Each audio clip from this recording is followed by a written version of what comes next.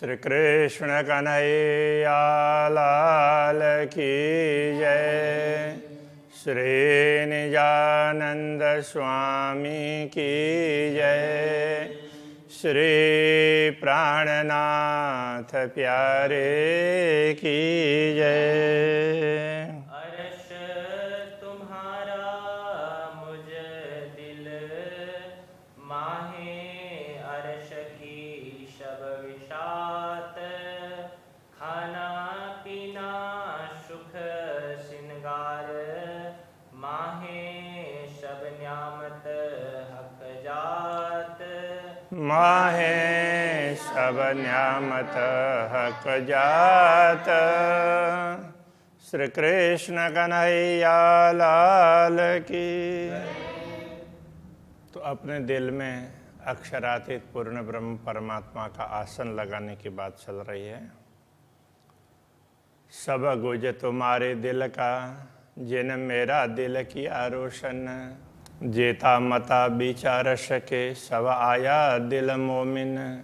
तो ब्रह्मात्माओं के दिल में परम धाम की क्या क्या संपदा आती है तो वो बता रहे हैं।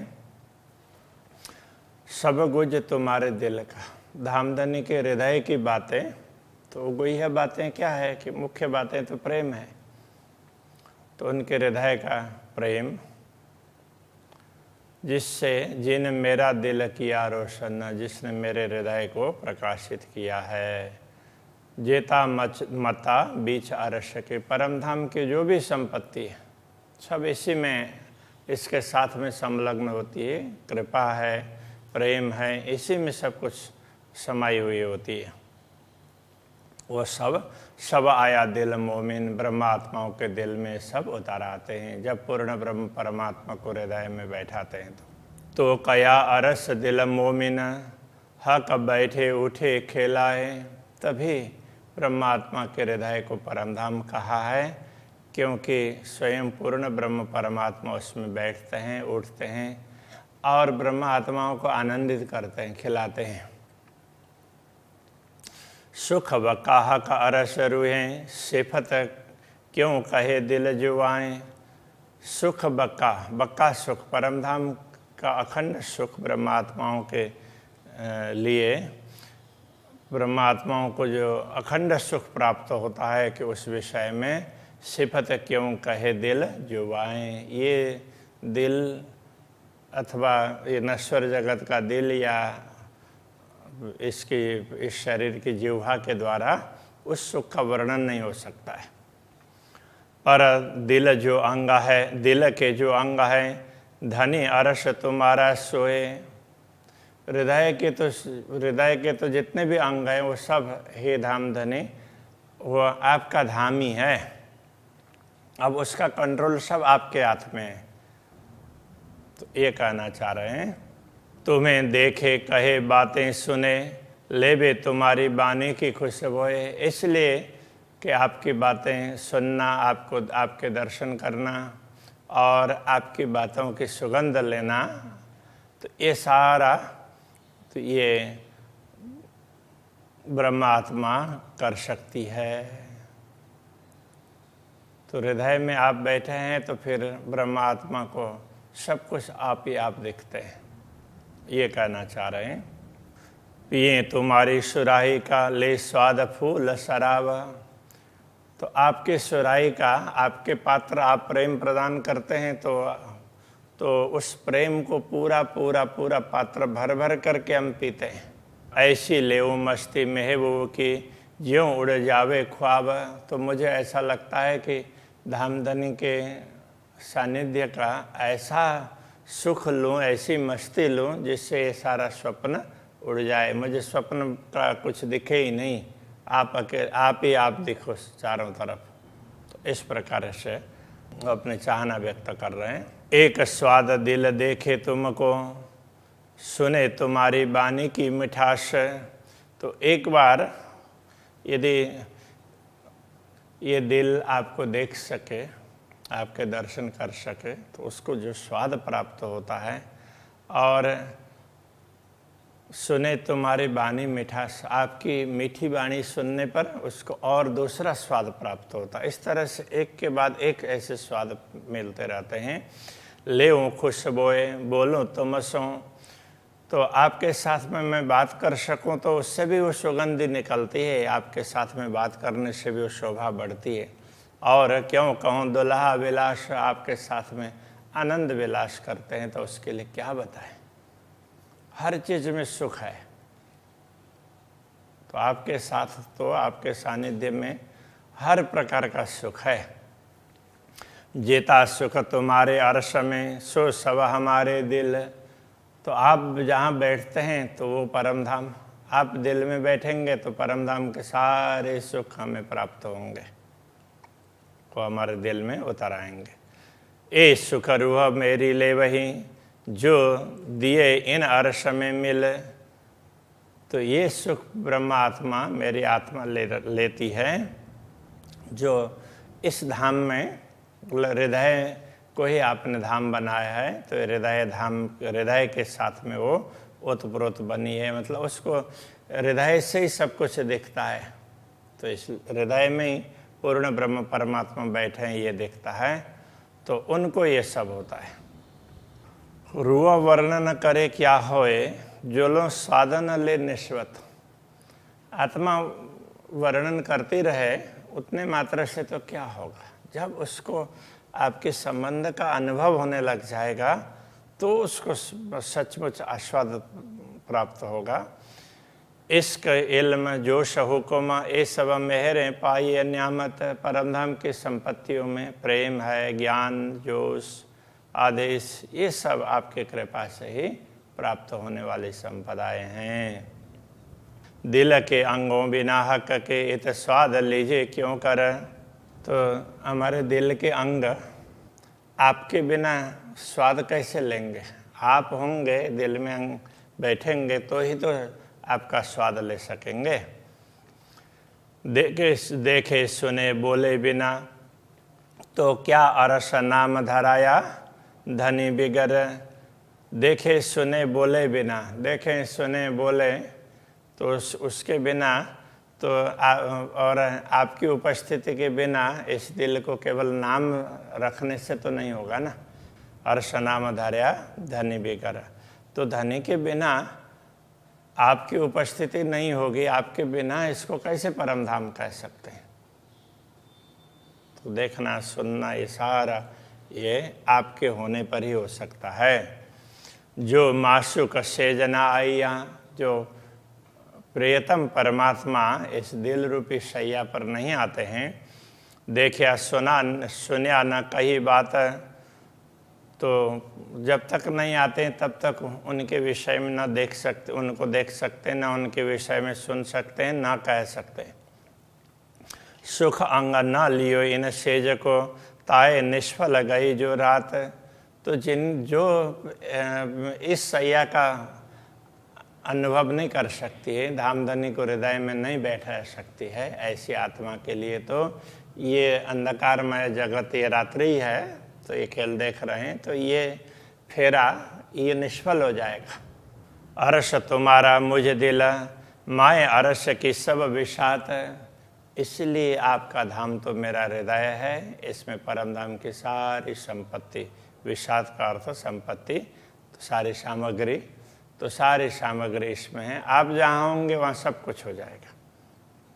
सब न्यामतें इनमें, अरस बक्का हक जात, सारी संपदा इसी में है, और अरस बक्का हक जात, अखंड धाम और तो ब्रह्मात्माएं सब इसके अंदर ही विराजमान है। पहले वर्णन करूं सिर राखड़ी, अब श्यामा जी के श्रृंगार का वर्णन करते हैं, तो सबसे पहले उनके सिर में राखड़ी नाम का अलंकार है, उसका वर्णन करते हैं। पीछे वर्णन करो शवांग, फिर अन्य अंगों का वर्णन करते हैं। अखंड श्रृंगार अरस को, परमधाम का श्रृंगार है वो तो अखंड होता है। मेरी रूह हमेशा संग, मेरी आत्मा तो सदैव उनके साथ ही रहती है। सिर पर बनी जो राखड़ी, अब उसका वर्णन कर रहे हैं। सिर में अभी तक का ये मंगलाचरण है, अब उनके श्रृंगार का वर्णन करते हैं। पहले सिर की राखड़ी से कर रहे हैं। सिर पर बनी जो राखड़ी, सिर में जो राखड़ी है, किन विध कहूँ शोभा है, उसकी शोभा का क्या वर्णन करें। तो राखड़ी क्या है, तो वो फूल जैसे उसमें फिर अलग अलग प्रकार के उसका आगे आगे वर्णन आएगा। बीच में हीरा है तो उसके चारों तरफ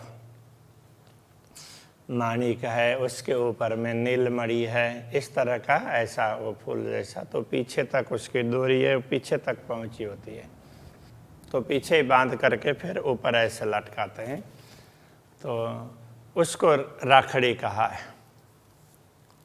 तो इसकी क्या शोभा, इसकी शोभा का क्या वर्णन करें। आसमान जिमी के बीच में एक ही ज्योत खड़ी ले, आसमान और भूमि में ऐसा लगता है कि केवल प्रकाश निकलता है तो इसी से निकल रहा हो, ऐसा लगता है। तो कहने का तात्पर्य इसमें इससे प्रकाश से प्रकाश निकलता है, तो वो काफ़ी महत्वपूर्ण है। गिरदवाए मानिक बने बीच हीरे की ज्योत, तो उस राखड़ी में क्या है, बीच में हीरा है और चारों तरफ मानिक है। किनार ऊपर जो नीलवी, और उसके तीसरी लाइन, तो वो किनार है वो नीलमणि की है।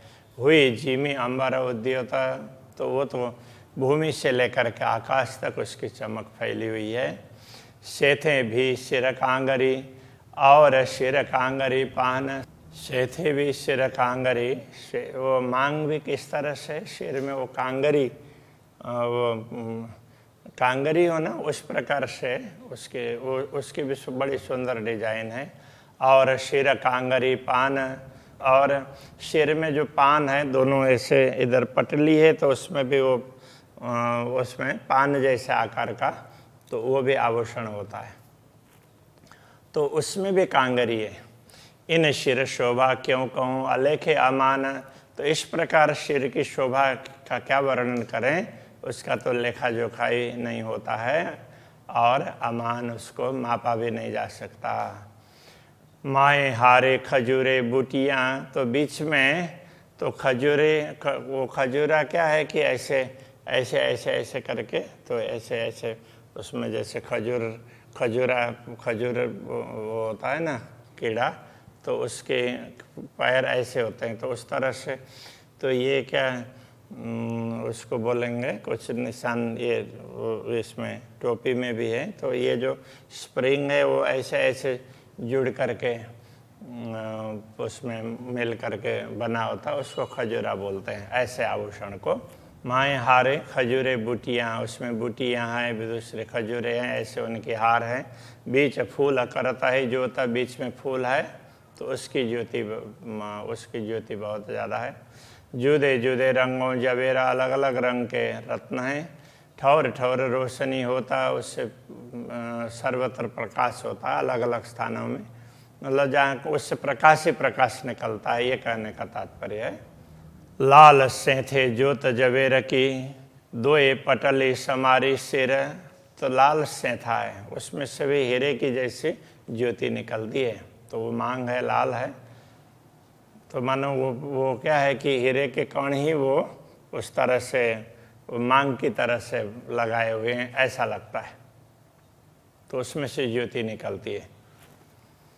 दोए पटली समारी सिर, तो सिर में दोनों तरफ, उसमें मांग के दोनों तरफ पटली है, वो सुंदर बनी है। बनी नगन की कांगरी, उसमें अलग अलग प्रकार के रत्नों की कांगरी है। बल बल जाऊं फेर फेर, तो उसमें बार बार उसको देखते रहते हैं, तो देखते ही रहें ऐसा लगता है, उसके प्रति समर्पित होते हैं। नीलवट पर सर मोती ने की, ललाट पर मोती की लड़ियां लटकी हुई है, तो ऐसे लड़ियां ऐसे सीधी वो भी होती है, और इस प्रकार की वो 3 ऐसे सर है, तो वो तो यहाँ पर लगाई हुई है, तो उसके लिए वो बता रहे हैं। तो वो मोती की सर है, ऊपर नीलवी, बीच मानिक, 3 सर हैं, तो 3 ऐसी लड़ियाँ हैं, तो नीचे के मोती के बीच में मानिक है और ऊपर नीलमणि है। 2 तरफ हों तीनों सरें, तो तीनों सर है वो मांग से दोनों तरफ फैले हुए हैं, तीनों बराबर माफक, तो वो मांग से तीनों एक ही लंबाई तक पहुँचे हैं, वो दोनों तरफ एक जैसे हैं। इन तीनों पर कांगरी बनी से थे बराबर। इन तीनों के ऊपर भी कांगरी जैसी बनी हुई है कि जो मांग के साथ में उसकी शोभा दिखाई देती है। पान कटाव से थे पर, और मांग पर वो पान भी है, उसमें भी कटाव का मतलब वो कार्विंग करके बनाया हुआ इस प्रकार का वो पान है, वो आभूषण ही है। ये जुगत कहूँ क्यों कर, वो कितने सुंदर तरीके से बना, उसका क्या वर्णन करें, उसकी शोभा ही विशिष्ट प्रकार की है। मानिक मोती नीलवी है हीरा पुखराज, तो उसमें मानिक मोती नीलमणि हेम हीरा पुखराज इस प्रकार के अलग अलग रत्न जड़े हुए हैं। इन मुख शोभा क्यों कहूँ शिर खूबी रही विराज, ये राखड़ी है, ये राखड़ी के लिए वर्णन कर रहे हैं। इसमें इसका वर्णन क्या करें, इसमें तो सारे रत्न आ जाते हैं। बीच फूल कटाव कई राखड़ी के गिर दबाए, तो उस राखड़ी के बीच में क्या है कि बीच में फूल जैसा लगता है, उसके चारों तरफ फिर अलग अलग रत्न ऐसे हैं।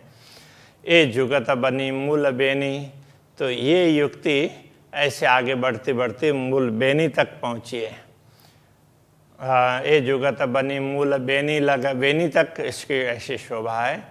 गूथी नंग मोती बेन बनाए, तो इस प्रकार इसको गूथा है अलग अलग प्रकार के मोती और रत्न से। तो मानो आगे जाकर के वो वेणी है, वेणी वो चोल्ठों को बोल रहे हैं, तो वो उसी तरह से, तो उसको उस तरह से बना है। तीन नंग रंग गोफने, तीन रंग के रत्न वो गोफने क्या है कि वो केश को वो करने के लिए ना, तो केश की वो चोटी बनाने के लिए, तो जैसे कई लोग धागे का इस्तेमाल करते हैं, तो उस प्रकार का ये उसको गोफन बोलते हैं। तो ये वैसे साधारण धागा नहीं, उसमें तो सारे रत्न के ही वायर उस तरह से लगे हुए हैं, वो एकदम कोमल है। तीन रंग के हैं, क्योंकि तीन वो चोटली में वो तीन ऐसे होते हैं ना, तो उसको ऐसे मोड़ करके बनाते हैं। तीन एक में तीन रंग, उनमें एक में तीन रंग हैं। हीरा मानिक नीलवी, उसमें हीरे का भी रंग दिखाई देता है, मानिक का भी और नीलमणि का भी। शोभित कंचन संगा, तो वो सोने के साथ में सारे रंग सुशोभित हैं। तीनों गोफन घुंघरी, तीनों उसमें गोफन में तो वो घुंघरी बांधी है। बेनी गुथी नहीं जुगत, इस प्रकार वो बेनी कहीं नए तरीके से गुथी हुई है वो चोटी। बल जाऊं देख के रोए होए नहीं त्रपत, तो देख करके आत्मा को कभी तृप्त नहीं होती है, और उसी को देखते रहे, उसी में समर्पित होते रहे, ऐसा आत्मा सोचती है। चारों बंद बेनी तले नीले पीले शोभित, बेनी के नीचे चार ऐसे बंद, तो उसको बांधते हैं, तो वो बंद है, तो वो चार ऐसे बांधे हुए सुशोभित होते हैं, उसमें नीला पीला रंग है, ऐसे रत्न है। शोभे नरम बंद चोलिया के, फिर तो बेनी के नीचे ना चार बंद, ये चोली के बंद हैं, चार बंद हैं, तो वो उसमें भी अलग अलग रंग है, नीले पीले ऐसे। शोभे नरम बंद चोलिया के खूबी साड़ी तले देखत, तो ये सब अंदर हैं और बाहर से साड़ी ऐसे ओढ़ी हुई है, तो पीछे से ये दिखता है तो बड़ी सुंदर शोभा दिखाई देती है। बेन शोभित गौर पीठ पर, वेणी है वो चोटी है, वो ये गौर पीठ पर बड़ी शोभा देती है। चोली और बंद चोली के, चोली और चोली के बंद, तो उसकी शोभा भी विशिष्ट प्रकार की है। सब देत देखाई साड़ी मैंने, इन सब की शोभा साड़ी के अंदर से दिखाई देती है। सब शोभा लेत सनंद है, तो ये देख करके बड़ा आनंद आता है इस शोभा को लेकर के। लाल साड़ी कई नकश माहे अनेक रंग के नंग, साड़ी लाल है, उसमें भी विभिन्न प्रकार के नक्काशी चित्रकारी है, अनेक प्रकार के रंग रत्नों के, अनेक रंग के रत्नों की चित्रकारी है। मी नकश न होवे गिनती, इतनी बारीक चित्रकारी है जिसका वर्णन नहीं हो सकता। करे जवेर माहे जंग, तो अलग अलग प्रकार के रत्न हैं, तो वो उनसे प्रकाश निकलता है, तो वो प्रकाश परस्पर द्वंद्व करता है, ऐसा लगता है। सिर पर साड़ी शोभित नीली पेली श्वेत किनार, सिर पर ये साड़ी पूरी शोभित है, पूरा सिर पर ना ऐसे इस तरह से तो वो ढकी हुई होती है, तो वो बड़ी सुंदर। वैसे तो उससे भी कभी इस तरह से होती है, कभी आगे तक घूंघट ले लेती है, अब तो वो तो श्यामा जी की मर्जी है।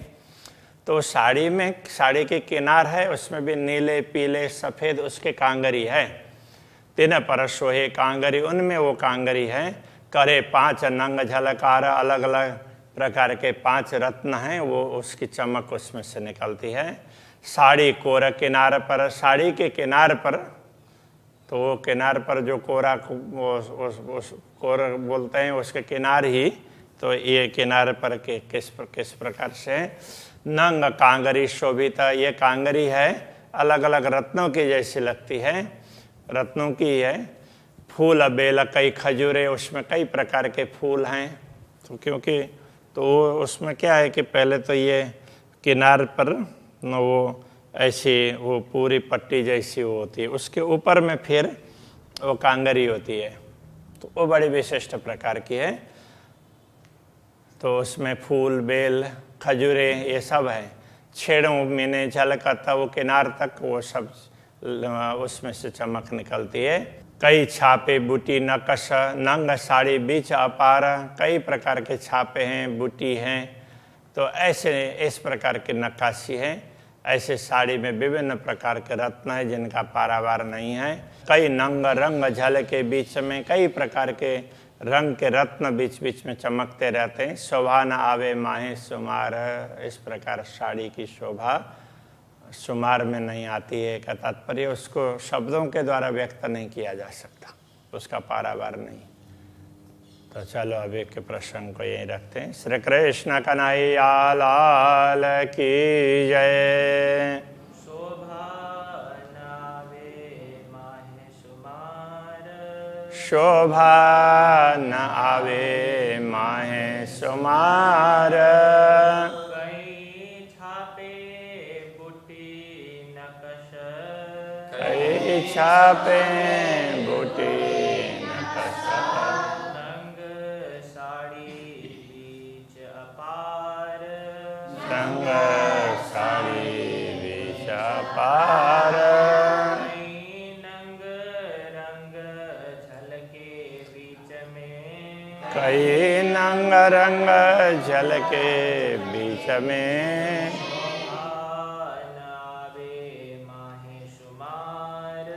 शोभा न आवे माहे सुमार, शोभा नावे माहे सुमार, शोभा न आवे माहे सुमार।